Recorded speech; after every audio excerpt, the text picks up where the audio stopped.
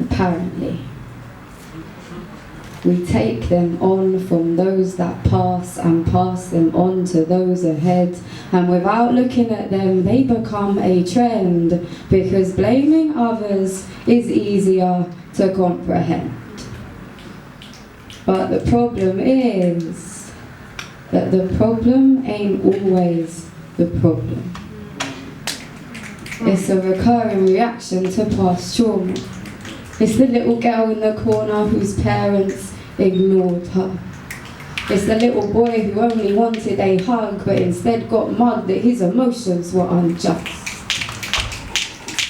If a generational curse is a myth, then how do you explain the things we unconsciously relive? Let's make generational healing what the present day is. It's deciding that our kids deserve more than this. They deserve to know how to feel their own feelings and not just label them with their mind, but know how they actually feel inside. Know that guilt can tighten their stomach and anxiety lock their chest. That when they feel grounded, their feet tingle a bit. Empowerment can open their shoulders or have them sit up in their seat. That when they feel these things, they can decide what it is to repeat. Decide how to respond to that trigger that actually represents something much bigger. Something they may have built for protection but is now only hindering their perception, because to perceive what really is how we find peace in the present day's gifts. How it is we decide to give someone a hug instead of a hike. How we seek compromise instead of filling them with a pack of lies. We've got to learn not to react from a place of past hurt and flip it around so that change is what's worked. It's work. If you can spend 10,000 hours learning a craft, you can spend the same learning how to take off your mask. But know your audience.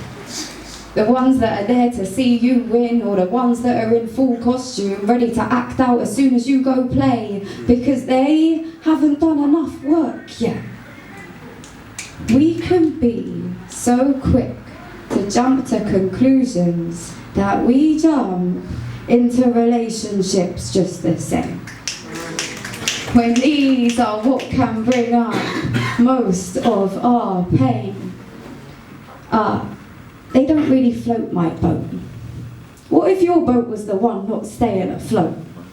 How ready are you to not sink someone's ship in relation to how well you know yours is rigged?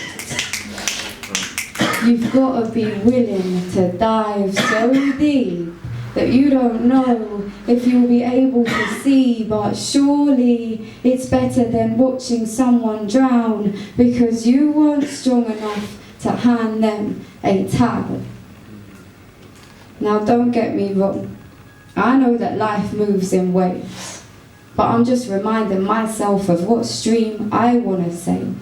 That if I'm currently moving against the tide, I need to stop to look up, release my mind, catch my thoughts before they wind up in a whirlpool. I get stuck inside. Imagine a world where we're all so self-aware that we choose what we rise to, what we decide to put to bed, and what we've done is avoid more bloodshed. I know a wise man once said nothing, but maybe today I'm clever, and tomorrow I'll be wise. I just wanted you to see the world through these eyes. Thank you.